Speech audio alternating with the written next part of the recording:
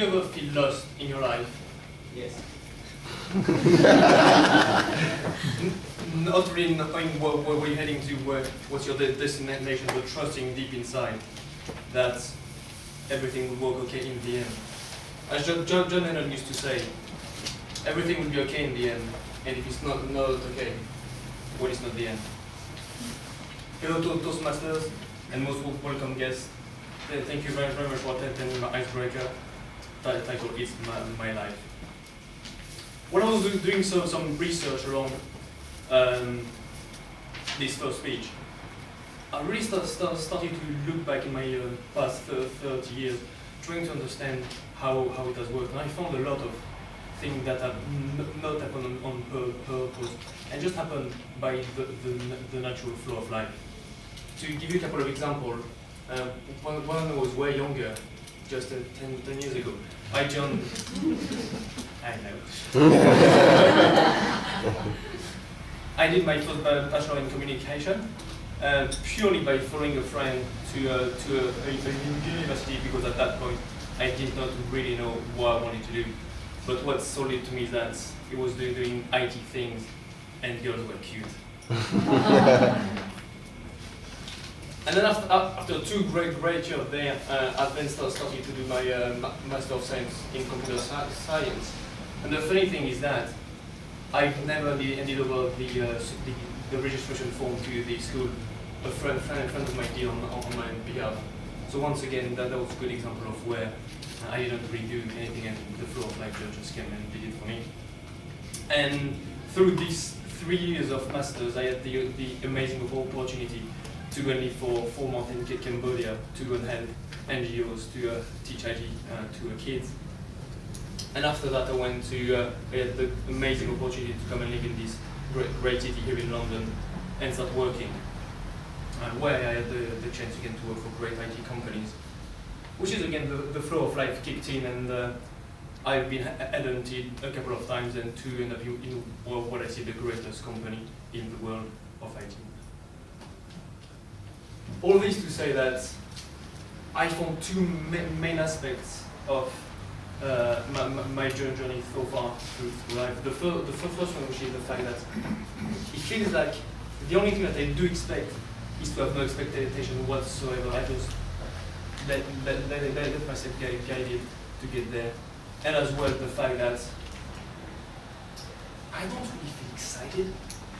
It's like if there's no spark anymore, just living for the sake of living. Also something that was quite interesting for me. To give you an example, I got married last year, and the first thing my wife did 1 year before the wedding was to book the honeymoon. Yeah, she was excited for a year. We went to the Maldives for 3 weeks. She saw anyone's been to the Maldives before? By a show of hands? Oh, awesome, isn't it? Awesome. And then she loved the sea, the blue sky, everything was amazing for her. She was excited for a year before the wedding.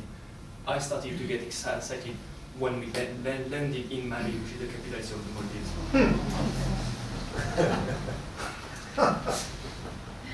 Which point you would say? Yeah, we had a couple of jokes with that, but then I started to realize, why is that the case? Why? I mean, don't I have that excitement for life? What is it that's missing in me that's preventing me from having this part of life?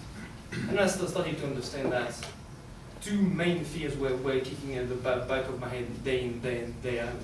The first one was the fear of the responsibility of doing things and achieving great things. And the second one was taking up the challenge. To give you a bit of an example, is that every time I do a lot of work, and every time I work on things, I move forward, and then boom, there's some challenges, and then this great skill kick in.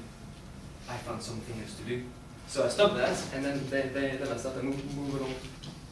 A challenge come up, and then I stopped and I do something else, and you repeat and repeat and repeat. However, one thing that was deep inside me was my spirit of being an entrepreneur. And that's something that has always been at the back of my head, helping me to tick along. And what that has driven me to do is the ability to develop myself. So for the past 2 years, I had this amazing opportunity to grow myself from a physical perspective, so from the mentality perspective, the emotional, as well as the spiritual, and that's something that has driven my life for the past 2 years. To give you a couple of examples of what it means in the real life term, I walked on fire at Tony Robbins. Has anyone been at the UPW? Like, sure, yeah? Nobody, okay, right.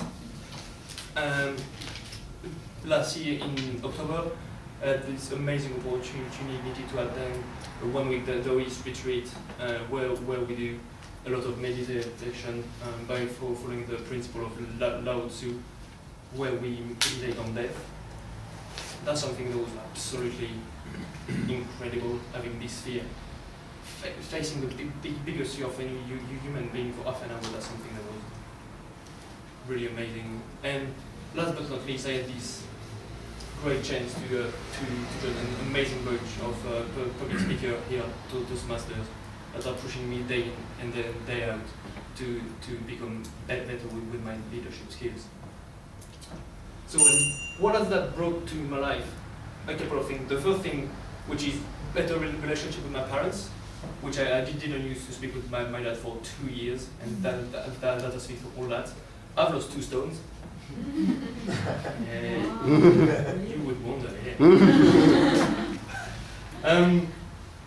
And the ability as well to get 2 pay rise in 2 years. And all that to say that, yeah.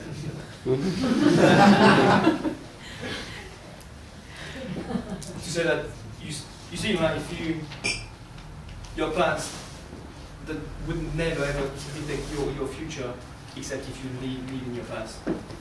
So it's my life, it's now or never. Thank you.